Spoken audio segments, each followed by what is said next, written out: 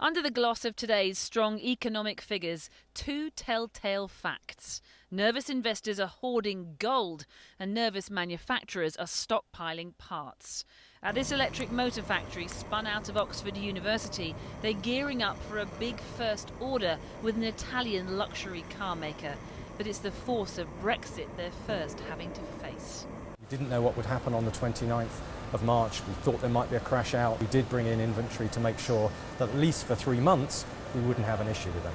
Do you carry on stockpiling because October is still another question mark? We will unwind and then we'll start to wind up again as we come towards the end of October. I mean, it's a howlingly inefficient way to run a company.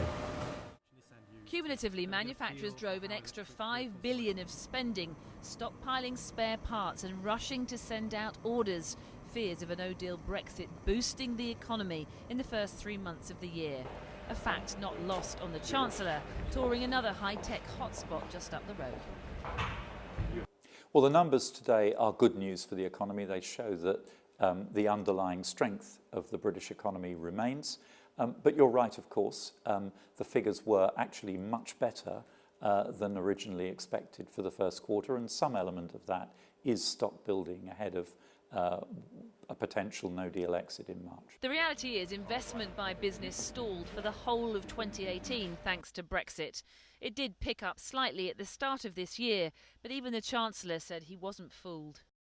But obviously, we would like to see business investment picking up. Personally, I don't think that's going to happen until we've resolved our future relationship with Europe. But not every business can wait.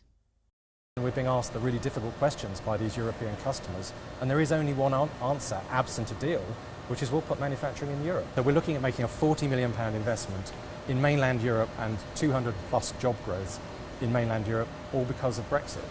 And that's a big investment not to put right here in the UK. It's a tragedy if we're not able to do that in the UK, and Brexit forced us into that decision. But remember, for every anxious big business, there are dozens of small ones for whom Brexit is yet to bite as shoppers continue to spend. Maybe we're in a little Oxford bubble, but everybody's still buying cake, everybody is still out spending, and so far it hasn't affected us, and I just don't think we should worry too much until something happens that we need to worry about. Of course, it's positive that Britain's economic growth was better than expected, albeit thanks to a healthy dose of stockpiling. And consumer spending too seems to have held up despite the Brexit chaos. But even the Chancellor isn't trying to put a positive spin on these numbers because he knows the economy long term will remain subdued until a Brexit deal is done. But that's by no means a given.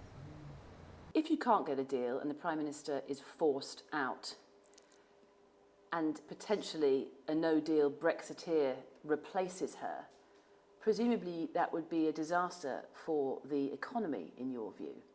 Parliament has made it clear repeatedly that it will not accept a no-deal outcome, and the parliamentary arithmetic will not change just because the leader of the Conservative Party changes. But if a no-deal Brexiteer leader comes in and gets tougher and the whole scenario changes, that would be much worse for the economy, wouldn't it? So, just to repeat, the parliamentary arithmetic is not going to change. So he hopes, but this boss, for one, isn't convinced.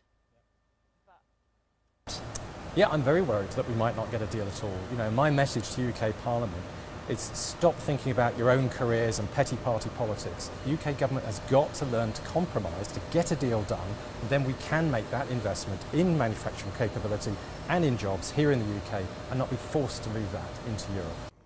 A clear message from business that unless a deal is done, this quarter's economic boost could very quickly fade.